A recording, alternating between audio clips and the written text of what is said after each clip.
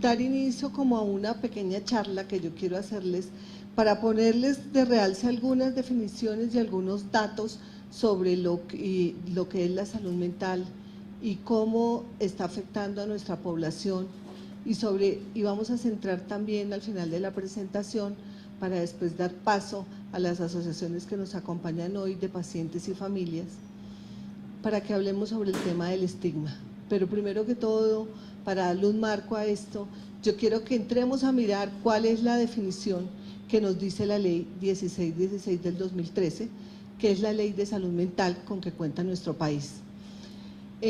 Allí nos habla que la salud mental es un estado dinámico, ¿cierto?, que se expresa en la vida cotidiana a través del comportamiento y la interacción, de manera tal que permite a los sujetos individuales y colectivos desplegar sus recursos emocionales, cognitivos y mentales para transitar por la vida cotidiana, para trabajar, para establecer relaciones significativas y para contribuir, para ayudar a la construcción de la comunidad.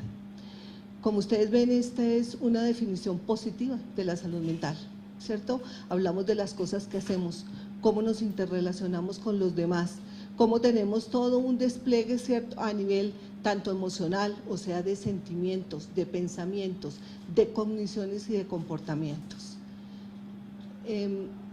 Entonces, con este concepto nuevo y dinámico de la salud mental, no estamos hablando por ningún momento, ¿cierto?, de la enfermedad. Estamos diciendo cómo nosotros, los seres humanos, nos interrelacionamos y tenemos unos comportamientos que se traducen ¿en qué? En las relaciones que establecemos con los demás. Y que esos comportamientos que nosotros tenemos están cimentados por un área emocional, o sea, por unos sentimientos, un mundo del afecto, que también está constituido por un mundo cognitivo, o sea, de los pensamientos, de cómo nosotros aprendemos y cómo podemos tener facultades de tipo cognitivo. Pero que a su vez el tema de la salud mental no es solo del individuo, es un tema también que está interactuando y es el resultado de muchos factores. Entonces hay unos factores de tipo biológico que de pronto no se pueden desconocer, que vienen con la condición misma del individuo, de su biología y de su organismo. Hay unos factores también de tipo social, o sea, lo que tiene que ver con todas las personas que rodean, con todos los ámbitos y los entornos donde se mueve el individuo, porque no estamos en el vacío, los seres humanos nos movemos que dentro de un ámbito laboral, dentro de un entorno escolar, dentro de un entorno comunitario, dentro de unos servicios de salud, si es que cuando acudimos a los servicios, entonces siempre estamos en relación y en un mundo social. También hay unos factores de tipo genético, y esto muchas veces los oímos, sobre todo cuando hablamos de los trastornos mentales, que hay ciertos factores que tienen y están relacionados con la herencia y que tienen y constituyen una carga que puede hacer que se exprese una enfermedad o un trastorno mental en una persona. También tiene que ver con unos factores de la historia de la vida de la propia persona, o sea, si una persona ha sido, por ejemplo, expuesta a muchas situaciones de violencia, pues eso de pronto le puede determinar y generar en un trastorno mental, ya vamos a ver más adelante.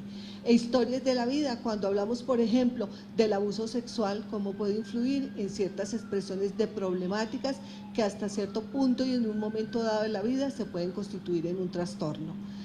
Hay otras historias también de la vida familiar, entonces sabemos cómo, por ejemplo, las historias que están viviendo hoy nuestras comunidades, el desplazamiento, la pobreza extrema, las necesidades insatisfechas, todo esto cómo va generando dentro de la esfera de los individuos y de los colectivos problemáticas. Entonces ahí vemos cómo hay una serie de factores, o sea, el tema de la salud mental es un tema multicausal, es un tema que se relaciona con muchos factores y determinantes de tipo social. Es así como podemos pues decir, ya antes se hablaba de la enfermedad, cuando veíamos esas definiciones eran trastornos y era enfermedad, y se creía que había una única causa, ¿cierto?, que era biológica. y se hablaba de comportamientos normales y anormales. Esto es un tema que se ha venido trabajando desde las ciencias sociales y de la salud, en especial de la psicología y la psiquiatría, ya hace mucho tiempo, que dónde está la línea divisoria de lo que es un comportamiento normal, ¿cierto?, de uno anormal. Entonces, esa línea que había de que podíamos decir, no, es que cuando la persona se comporta de cierta moda es normal, bueno, pero normal para quién y con referencia a qué. Entonces, el contexto juega un papel muy importante, y el tema de la salud mental vemos hoy en día como es un tema más social y donde hay también toda una construcción cultural de cómo nosotros podemos decir que una persona tiene o no tiene un trastorno mental. Y tiene que ver también con el continuo de lo que consideramos la salud y la enfermedad, ¿cierto? Porque es que hay comunidades que ven, y hay familias mismas, que ven ciertas afectaciones que puede tener la salud como normales, y hay otras familias que ante cualquier síntoma ya lo hacen ver como una enfermedad. Entonces, por eso se dice que la salud mental también es una construcción de tipo social. Cuando ya hablamos nosotros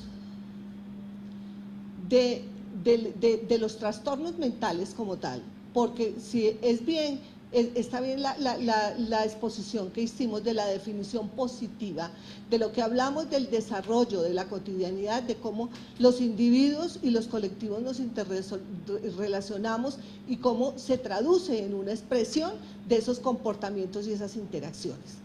También, pues tenemos que ver que si hay una afectación que de pronto puede determinar lo que llamamos los trastornos mentales.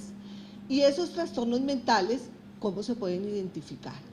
Entonces, desde el punto de vista clínico, que como yo les decía hace un momento, ha venido evolucionando. Antes había una mirada muy biologicista, o sea, se creía que las enfermedades mentales todos tenían, era una base biológica. Hoy en día la enfermedad mental la entendemos también como una problemática de tipo social. Sin embargo, existen unas clasificaciones para poderlas identificar, y los especialistas, los psicólogos, los psiquiatras, pues tienen se acogen a unas clasificaciones y a unos clasificadores como tal, que se llaman, por un lado está la clasificación internacional, que es el CIE-10, y la clasificación específica para los trastornos en salud mental, que se llama el DSM-5, perdón, porque ya estamos en la nueva versión. Entonces, con esos clasificadores, lo que hace el especialista es identificar, ¿cierto?, unos signos y síntomas que están relacionados con ¿qué? Con el área, por ejemplo, emocional, o sea, con los sentimientos, con toda la parte también de pensamientos de la persona, o sea, la parte cognitiva, las percepciones, que se traducen también en todo lo que es el comportamiento, ¿cierto? Y miramos entonces cómo es que la persona se interrelaciona, y miramos a través de esas clasificaciones, o de esos clasificadores, mejor como se llaman.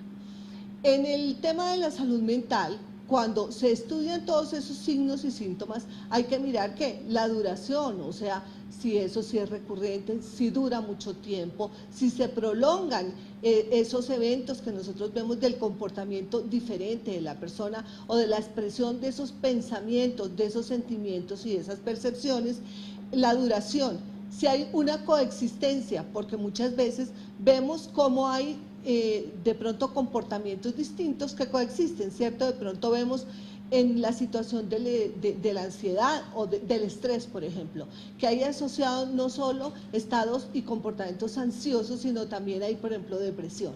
Entonces, a veces encontramos como hay signos y síntomas que pueden coexistir, o sea, que pueden ir mezclados juntos. Y vemos cómo hay también una intensidad, o sea que eso lleva una duración, ¿cierto?, en el tiempo, y una intensidad en su presentación. Y cómo esas afectaciones y esos comportamientos que hace que la persona le interfiera en su mundo relacional afectan la funcionalidad del individuo. Esto quiere decir que la persona no va a poder realizar sus actividades de la vida cotidiana como lo hacía usualmente. Entonces de pronto se puede ver afectada en su campo laboral, que ya no puede tener el mismo rendimiento frente a las funciones o al trabajo que desarrolla. Si es un niño o un adolescente, entonces frente a las labores escolares ya no puede dar el rendimiento académico que se requiere, o puede la persona entonces empezar a tener múltiples conflictos, ¿cierto? Y relaciones interpersonales con la gente que está en su entorno. Esa es entonces como la afectación en la funcionalidad que tiene el individuo. Cuando esta afectación se da, muchas veces ya entonces se empieza a hablar del tema, ¿cierto?, de que ya hay un grado, y se habla del grado de discapacidad, que es otro término, que a veces lo unimos con el tema de salud mental y que tenemos que saberlo también abordar. ¿Por qué? Porque la discapacidad como definición es un tema también de una construcción social que tiene que ver es con el grado de participación y de inclusión social que le damos a la persona. Bueno, vamos a ver la próxima. Los problemas, ¿qué son los problemas? Si hablábamos hace un momentito de los trastornos mentales, ¿cierto? Aquí vamos a mirar entonces que también pueden haber unos problemas mentales que no necesariamente se constituyen en trastornos, que no los podemos meter dentro de las clasificaciones de la CI-10 y del DSM-5 que hablábamos hace un momento, o sea, porque hay unas problemáticas que de pronto tienen menos duración o menos intensidad, pero que también afectan el desarrollo de la vida cotidiana de la persona. Entonces, de pronto vemos personas, o nosotros mismos lo hemos experimentado, que tenemos estadios un tanto largos de tristeza, ¿verdad? O de insomnio, problemas de insomnio o problemas de ansiedad. Eso no quiere decir que sean trastornos. Son unas problemáticas que muchas veces están dadas, ¿por qué? Por unas condiciones, por ejemplo, lo que les decía yo hace un momento, la violencia, el abuso sexual, por ejemplo. El abuso sexual es una entidad que afecta todas las esferas, ¿cierto? Tanto de pensamiento, de cognición y de emoción de las personas. Pero no podemos decir que podemos clasificarlas con un trastorno como una psicosis o una esquizofrenia o una depresión mayor. Puede llegar a una depresión mayor y puede llevar a un trastorno si no se atiende, no se identifica y no se atiende a tiempo. Pero esos trastornos se pueden dar. Por otro lado, hay unos eventos en salud mental, ¿cierto?, que son como los desenlaces, que son los resultados. Cuando una persona tiene, por ejemplo, un trastorno mental que está identificado, diagnosticado, por decir algo, una depresión mayor, ¿sí?, o un trastorno bipolar o una esquizofrenia. Pero igual, cuando esa persona puede tener una problemática y una afectación mental y no ha tenido la suficiente atención, en primer lugar, no se ha identificado su problema a tiempo, no se le ha dado la atención que requiere en los servicios de salud, ni en los demás servicios para mejorar toda su inclusión social, ¿qué va a pasar? Que esa persona puede terminar en unos desenlaces que son lo que nosotros llamamos los riesgos como de segundo orden que dan las problemáticas en salud mental, y entonces la persona puede terminar, y estos son los que se han identificado: el suicidio, ¿cierto?, la situación de discapacidad, traducida como la exclusión social, y las conductas disruptivas. Entonces a veces, por ejemplo, vemos las personas con cierto trastorno mental que deambulan por las calles, que ya no tienen redes de apoyo, que están solos, que no son productivos, y todo esto es ¿por qué? Porque no los hemos identificado a tiempo, no se les ha diagnosticado su trastorno mental y no se ha dado el tratamiento, ¿cierto?, en cuanto a los servicios de salud y a los demás servicios sociales para que esa persona cuente con una red de apoyo y pueda tener un buen desempeño en su vida. ¿Cuál es la situación de salud mental en nuestro país? Nosotros contamos todavía con las cifras y manejamos las cifras del Estudio Nacional de Salud Mental del año 2003. Ya en este momentito se está haciendo el nuevo estudio porque según las normas los estudios se deben hacer cada 10 años, los estudios nacionales. Entonces ya estamos en el nuevo estudio, pero mientras tanto contamos con estas cifras. Ese estudio nos dice que el 40.1% de la población ahí dice que algún tipo de trastorno, pero yo diría que alguna sintomatología, porque no podemos tampoco decir que entonces de 100 personas 40 tienen trastorno mental en nuestro país, eso no sería, ¿cierto? Pero si hay alguna sintomatología, que alguna persona ha presentado alguna sintomatología relacionada con una problemática o un trastorno de salud mental. Decimos que el estudio nos demuestra que los trastornos más frecuentes o las problemáticas más frecuentes son los trastornos de ansiedad, ¿cierto? Donde hay más o menos una afectación de la población del 19.3%, y están en segundo lugar los trastornos del ánimo, y ahí se contemplan principalmente los trastornos de depresión unipolar, o sea, de depresión mayor, y los trastornos bipolares, o sea, donde hay depresión, ¿cierto? Y manía, es el trastorno bipolar, y se dice que puede haber, o que hay personas con una sintomatología para identificar estas patologías en un 15%. Y el otro son los trastornos asociados con el consumo de sustancias psicoactivas, que puede haber una afectación en la población del 10.6%. En esta última categoría es importante tener en cuenta que hay un fenómeno dual, ¿cierto?, con las personas que consumen psicoactivos, y que es la adicción, ¿cierto?, la conducta adictiva, y de pronto pueden desarrollar algún tipo de trastornos. Entonces, estarían en ese porcentaje.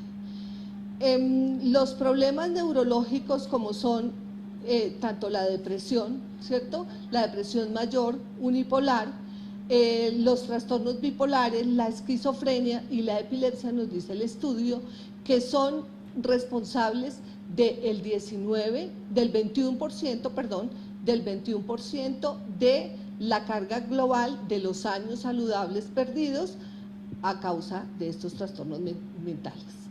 El 21% de la carga total, que eso es significativo. Con el nuevo estudio que les decía que se está haciendo este año, que lo estamos haciendo en asocio con la Universidad Javeriana, con ese estudio se permitirá avanzar un poco más, o sea, con la muestra que está siendo muy grande y representativa en todo el país, se permitirá indagar mejor sobre problemáticas y trastornos de los niños, que eso no estaba contemplado dentro del anterior estudio de salud mental. Ya se han hecho 2 estudios de salud mental en el país, y no se había contemplado la población infantil y la problemática. Y sabemos que hay unas entidades importantes que revisar, ¿cierto?, frente a la salud mental de los niños y de las niñas, como es todo lo que tiene que ver con el correlato de lo que se llama usualmente el matoneo, pero que lo llaman el matoneo, pero es los problemas de convivencia escolar, ¿sí? Entonces, de violencia que se da por pares y que se da dentro de las comunidades educativas, y que esto está afectando una porción de nuestra población. Y otras problemáticas que surgen en los niños, como es el déficit atencional, que también nos ha demostrado que hay una importante carga, y algunos trastornos que tienen que ver con la anorexia y la bulimia, que tampoco se ven auscultado. Y por otro lado, también con este estudio vamos a ver la asociación de las problemáticas de salud mental con otras patologías en los adultos, ¿sí?, que tampoco se habían contemplado en los estudios anteriores. Nosotros, desde el Ministerio y desde el Grupo de Gestión Integrada para la Salud Mental, en asocio con la Organización Panamericana de la Salud, con la OPS, y viendo que estamos en una deuda histórica con los pacientes que tienen algún tipo de trastorno mental. ¿Por qué? Porque también se ha analizado que la brecha de los servicios de la atención es muy alta, ¿sí? O sea que las personas llegan cuando tienen un evento de salud física a los servicios de salud y no encuentran una respuesta. Pero para los trastornos y las problemáticas mentales, la deuda en general en el mundo y en nuestro país es muy alta. El estudio de salud mental nos dice también que de 10 personas que acuden en busca de los servicios, una recibe atención. Entonces, con esta perspectiva, hemos tratado de mirar cómo vamos a desarrollar ciertas herramientas y estrategias para hacer que el personal de salud, ¿cierto?, se capacite, o sea, el personal general, porque de los médicos, de las enfermeras, las trabajadoras sociales, los psicólogos. ¿Por qué? Porque es que los psiquiatras y el personal especializado es muy poco en nuestro país para poder atender todas estas necesidades que tenemos. En total en el país hay 1000 y pico de médicos psiquiatras. Entonces esto es imposible para una población de 45 millones de habitantes. Entonces, ¿qué es lo que hemos querido? Llevar estos servicios a los niveles de más baja complejidad y capacitar los equipos de salud de ese personal con unas herramientas que permitan hacer un diagnóstico más pronto, oportuno, y estamos entonces desarrollando e implementando esta guía que se llama MHGAP, es la sigla en inglés, ¿no? Y ahí ella trae todas las actuaciones que pueda hacer el especialista para tanto diagnosticar como toda la atención, ¿cierto?, y las actuaciones que debe hacer el profesional para dar una respuesta integral y una atención oportuna a estas personas con estas afectaciones. Vamos entonces con lo que se espera con esa guía es que vamos a llegar más o menos a unos 640 formadores y a unos 6.000 personas profesionales ya formados en todo el país. Es la meta que tenemos para el año entrante, una meta ambiciosa, pero que con esto consideramos como una de las múltiples acciones que tenemos diseñadas para hacer, que vamos a ayudar a que los servicios se agilicen un poco.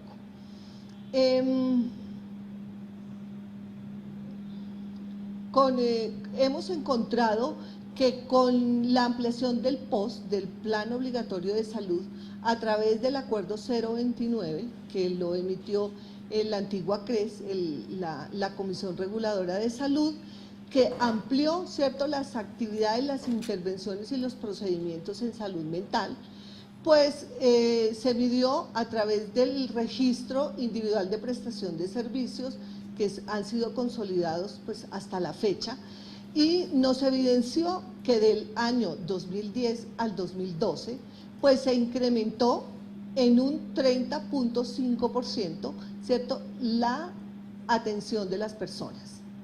¿Esto a qué se debe? Pues precisamente a que hubo una mayor, ¿cierto?, actividades porque estaban muy limitadas, pero también a que las personas ya están acudiendo más a los servicios.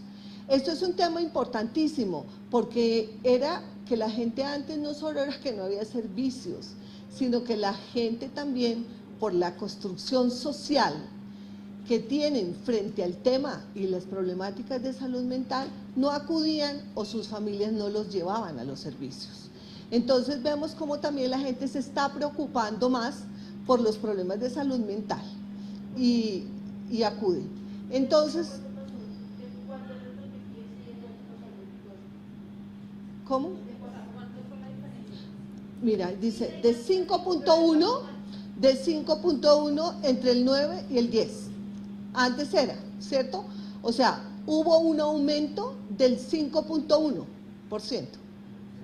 frente al año anterior, que no es que estaba el POS como lo teníamos antes.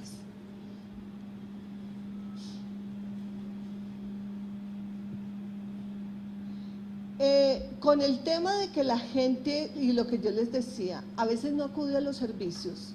Cuando hablamos del tema de discapacidad siempre hablamos de que hay unas barreras, ¿cierto?, para que la gente pueda acceder a los servicios, para que pueda acceder a la inclusión en todos los aspectos de la vida. Todos tenemos ¿cierto?, áreas de la vida que tenemos que desarrollar, porque eso es estar uno vigente y dentro de la cotidianidad y dentro de un mundo social que se mueve.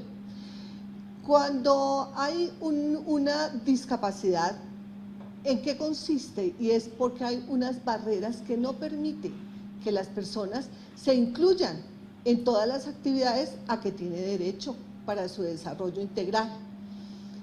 La barrera más grande que existe en el tema de salud mental se llama el estigma. Y el estigma tiene que ver ¿con qué? Con tres cosas importantes. Uno, con lo que son los estereotipos, los prejuicios y la discriminación. El estereotipo, ¿qué es? Una construcción, ¿cierto?, que hacemos negativa, son los atributos negativos que le damos a un grupo o a una categoría de personas, de individuos. Y esos estereotipos muchas veces, ¿cierto?, están dados o generalmente están dados, ¿por qué? Por construcciones culturales. Entonces eso hace que las personas, cuando hay un estigma público, es el que se comparte. Entonces un grupo social comparte ese estigma público frente a un grupo X o Y. Pero también hay un autoestigma, que es cuando la persona misma se siente incapaz, ¿cierto? Se siente que su problema no le va a permitir desarrollar lo que puede desarrollar socialmente como todos los demás. Hay los prejuicios que también son y están relacionados con las creencias, ¿cierto?, que tenemos sobre si una persona puede ser capaz de desarrollar esto o no lo puede hacer. Y en el tema de salud mental, esos prejuicios sí que los tenemos culturalmente y socialmente arraigados. Porque nosotros pensamos, y nos lo han enseñado, y no tenemos la culpa, porque son construcciones sociales y culturales, de que las personas con salud mental de pronto tienen menos valor, no van a ser capaces de poderse desarrollar laboralmente. Si es un niño, no va a poder ser capaz de rendir en el estudio y en el colegio como debe ser. Y si es laboralmente, pues no va a poder desempeñarse ni desempeñar las funciones. Entonces son los prejuicios que tenemos. Pero también hay prejuicios que tiene la propia persona. ¿Por qué? Porque esa persona también se ha desarrollado dentro de un grupo social con unas representaciones construidas. Entonces la persona también va a sentir que ella, si le ponen tal desafío, no va a poder ser capaz, porque se siente que tiene un problema y que no puede ser como los demás. ¿En qué terminan tanto los estereotipos como los prejuicios? En la discriminación. Y ahí es entonces cuando a las personas se les excluye y se les margina. Y viene lo que yo les digo, la gran barrera para la inclusión social de esas personas. ¿Por qué? Porque entonces esas personas van a quedar por fuera del mercado laboral, por fuera de la oferta de poder ir a una institución educativa, por fuera de la vida social, por fuera de la participación en todas las actividades comunitarias. ¿Y en qué termina esto? En que nosotros estamos afectando una cosa gravísima, que son los derechos humanos que tienen las personas y que están consignadas en la Convención de los Derechos de las Personas con Discapacidad de Naciones Unidas y de la cual nosotros hemos ratificado. Entonces, nosotros como sociedad en general tenemos un altísimo compromiso, porque lo primero que tenemos que hacer es ir transformando en nuestras cabezas y en nuestra cognición esos estereotipos que a veces tenemos frente a las personas con salud mental, y hablamos de que son peligrosas, por ejemplo. Eso es un estigma que lo tenemos muy arraigado. Es que las personas con enfermedad mental son peligrosas o son incapaces, o no pueden hacer, no están completas. Bueno, en los medios de comunicación, y ustedes, señores que trabajan en esto, ahí tienen un compromiso supremamente importante. Porque cómo se construyen todas esas creencias y esas representaciones sociales. Ustedes tal vez lo saben mejor que yo, de que los medios de comunicación y la información juegan un papel fundamental en la sociedad, La gente como el individuo va creando, o sea, si a mí me informan, porque a veces es que la gente desconoce. La gente desconoce que si una persona con salud mental se le identifica su problema, se le hace un tratamiento con una buena terapia, una buena medicación y una buena rehabilitación integral y funcional, la persona funciona y puede llevar su vida con la mayor, llamémoslo, normalidad, aunque no sé si eso sea normal, pero llamémoslo así, o sea, de la forma más funcional, y esa persona puede llegar a todo como somos los demás, a tener familia, a educarse, a ir a la universidad, a viajar y a desarrollarse como ser integral. Entonces, cuando nosotros encontramos mensajes negativos, cuando decimos, no, es que las personas, el enfermo mental lo equiparamos a aquel que siempre está por la calle abandonado, que está sucio, que nos tira piedra, que va con un palo y un costal andando por las calles, ahí empezamos a hacer una construcción negativa hacia la comunidad en general.